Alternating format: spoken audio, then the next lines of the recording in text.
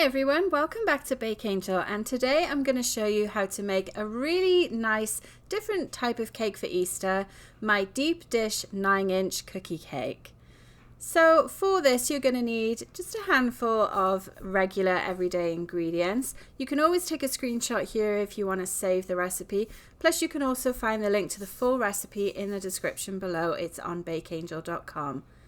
So to start with for this, you first of all want to make sure that your butter is at room temperature, so a little bit on the softer side before you start this recipe. And we're going to mix that butter together with our brown sugar to start with, just to make sure that all the bits of the brown sugar are softened up a little bit, and also that it combines together nicely as well. And even though this is sped up, we are actually only taking about 7 minutes to put all of these ingredients together. Next, we're adding a little bit of icing sugar, which helps to soften up the cookie dough. Then we're going to add a couple of our wet ingredients. So we have our applesauce, which is our egg replacement, and then a dash of vanilla extract as well, just to enhance the flavor.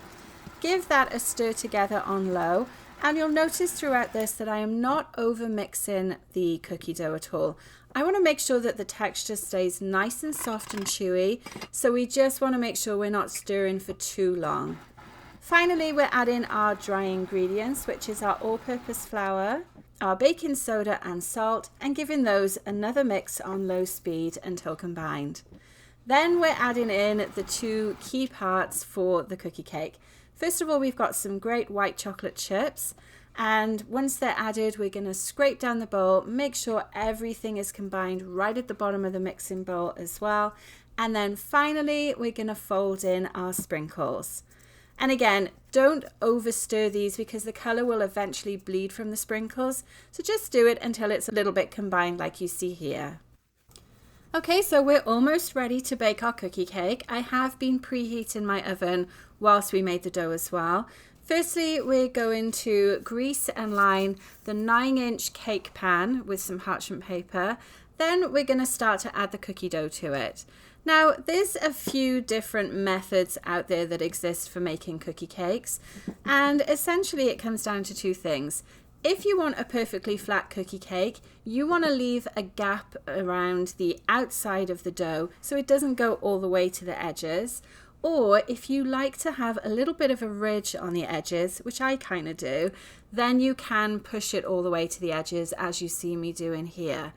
Honestly, there's no wrong way to do this. The cookie cake is going to bake beautifully either way, but it's just something to bear in mind if you are wanting a flat surface here. I just use my spatula to push everything into place, and then we're going to add a couple of chocolate chips on top just to add a little bit more creaminess to it whilst it bakes as well. Okay, that's perfect. So now I'm going to pop it in my toaster oven, which is a great thing to do if you don't want to turn on a big oven for one cake.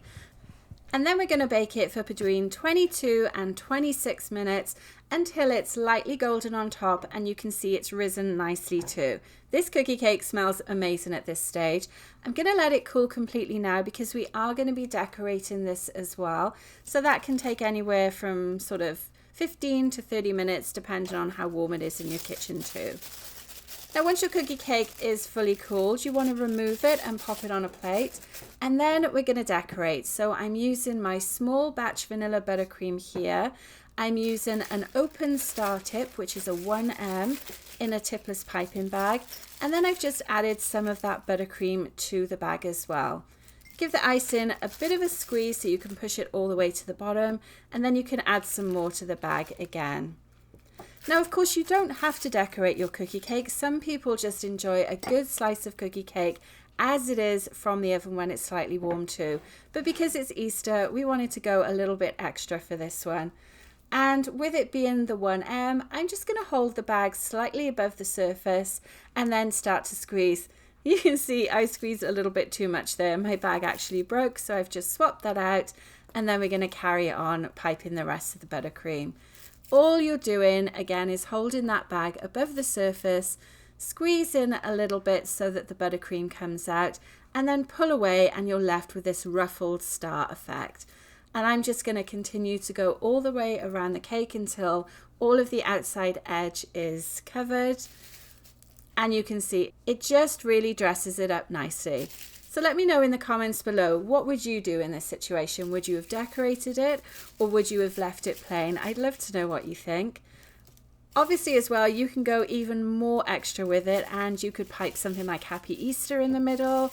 You could colour your icing as well. I've got lots of tips for decorating on this channel, so make sure you check out all my different playlists for decorating too.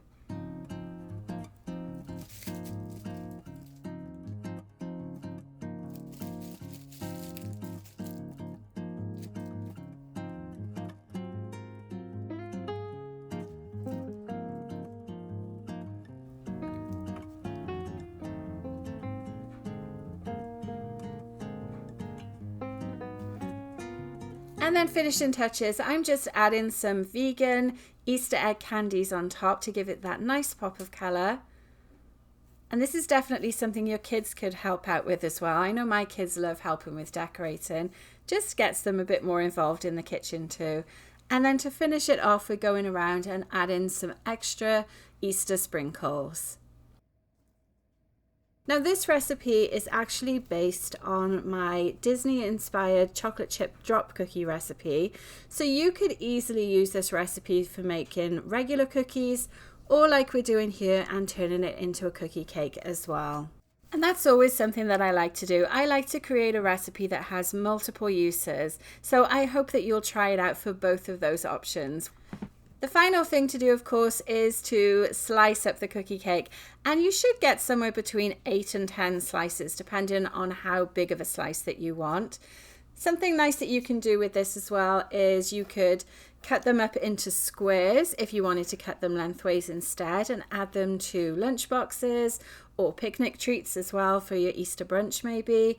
You could serve slices of this with ice cream, or even just serve it warm right out of the oven with a nice glass of milk as well for a traditional treat. Certainly lots of things that you can do with this type of recipe. In terms of storage, if you're not able to eat the whole thing in one day, and I will challenge you to try not to do that, then it should last for about 5 days at room temperature. You just want to pop it in an airtight container or lightly cover it with plastic wrap or even foil, and then you're good to go and can enjoy it for a few days. You can also freeze the slices too if it is something that you want to keep for a little bit longer. And with it lasting for 5 days, you can definitely bake this ahead of Easter weekend, so you're not trying to find a dessert at the last minute.